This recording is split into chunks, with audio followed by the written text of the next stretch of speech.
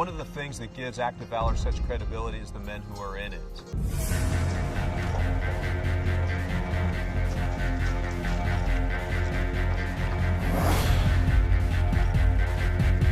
Throughout the SEAL teams, it's a different path than I guess your average person would take in the military. When I joined the Navy, information about the SEAL teams wasn't available. There were special forces, a lot of maritime operations, and I kind of had to take that leap of faith and reached a point where I'm like, all right, this is definitely something I would want to do. In the SEAL teams, they all do everything. We can make it to rally point! Pass it to LT! But each one has their own specific role. LT, this is Assault Team. We just lost secondary extract. Ray's a communications guy. That's essentially my work. We all had our little piece of our contribution. All copy, over. Coordinates with upper command, air traffic control. I've got 2 heading south. Then pick up truck. I see him. He brings a level of calm to that process of communicating in the gnarliest of times.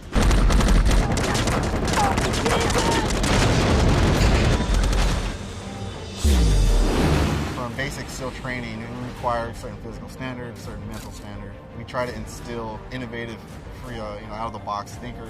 Going in! There are times where everything is not so cut and dry, and it requires for you to shoot from the hip.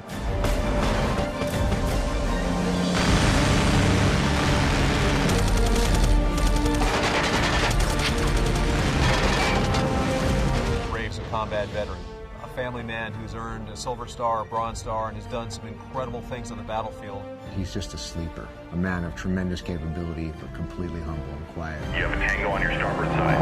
Tango on the starboard side. There's a lot of preconceived notions of who we are, what we do. We're really hard workers. We practice, we're putting in those long hours, extended days, away from your family. And I just hope they can realize that and see us for who we are. We're humans just trying to serve our country. Rock it out!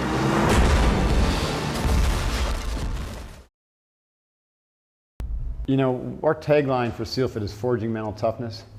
And what I learned early on when I started teaching mental toughness is that that's only like half the equation. What goes on in your mind, like you could be firm about not quitting but just be weak emotionally, and it doesn't matter how much you think about not quitting, you're still going to quit. You can't feel your way through it. It's just too painful to think about the alternative, right, of staying with something, or you get overwhelmed emotionally with an event and you make a catastrophic decision that you instantly regret, but it's a one-shot deal in something like BUD/S. In Kokoro Camp, we might give you a second chance, because we're not here to attrite you, we're here to train you. So here's the thing, you can be mentally tough and not really connected deeply to a sense of purpose, and the first sign of real pain, like serious pain where like you didn't expect this level of discomfort, then you start looking for ways out. And you start getting angry.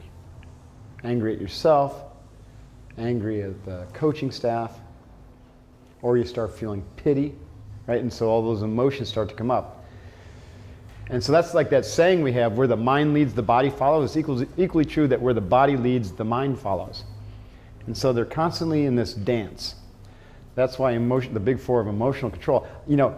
Emotional development, I don't have as nice, like, do these 4 things for emotional control, because the big four of mental toughness, those skills also work for emotional control.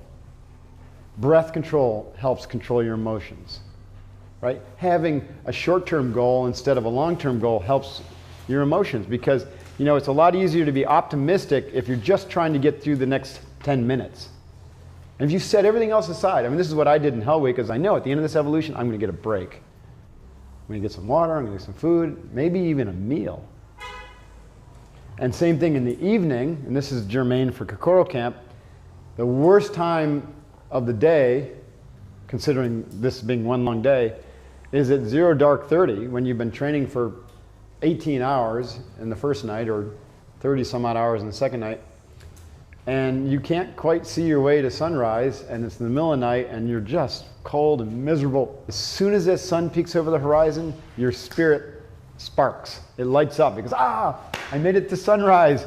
And oh, breakfast is right around the corner. I got that to look forward to.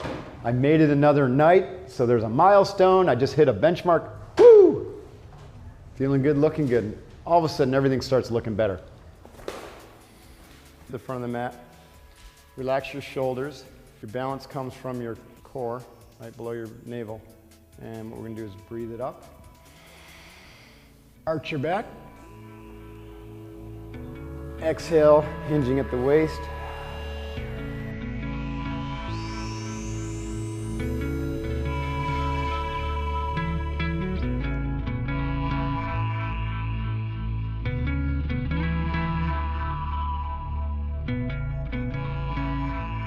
We're going to end with what we call dead man's pose, where we're just going to completely relax now. Take that to mean all the work we've done this weekend, you're going to integrate it into your life right now so that it's part of you. What the fuck are you ready? Get the fuck off the ground! Get out there! Let's go, you guys go sleep! Not time to sleep, you guys do it! Let's go! What are you doing over there? You lost? Oh guys, I'm tired, I can't wake up! I don't know what's going on! Let's go!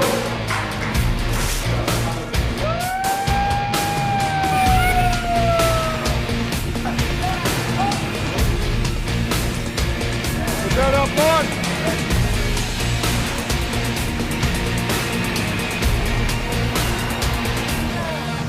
Up! Right! Up! Two! Up! Three! Up! Four! Up! Can you die?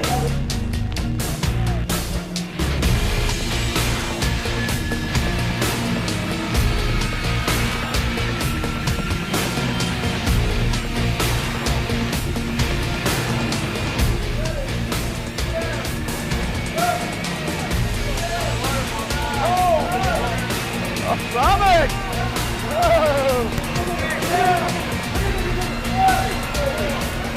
Breathe. One of the key tenets of mental toughness is to remain calm under pressure, to be able to make decisions in the midst of chaos. And so we try to induce chaos amongst the team, right? So it's a lot going on, trying to figure it out, but also amongst certain individuals. So, you know, the water in the face, and, you know, the intense, you know, discomfort with that causes their mind, it captures their mind. So then we cue them to come back to, you know, the breath, or come back to their concentration so that they can make decisions while they're in that chaotic situation. Welcome to Kokoro Camp.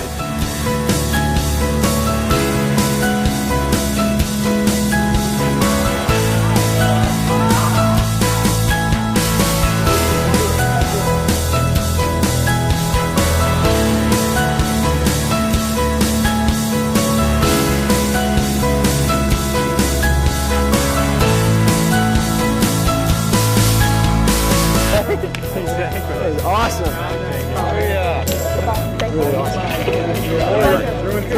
The first revolution that took place, I knew there's no way I can even remotely come close to getting through another hour of this without the rest of my boat crew. Really, from the first day on, it was never about me, which was awesome. I wasn't feeling good last night on that walk, and Tommy carried his sandbag and my sandbag up and down the hill yesterday. You're good, man.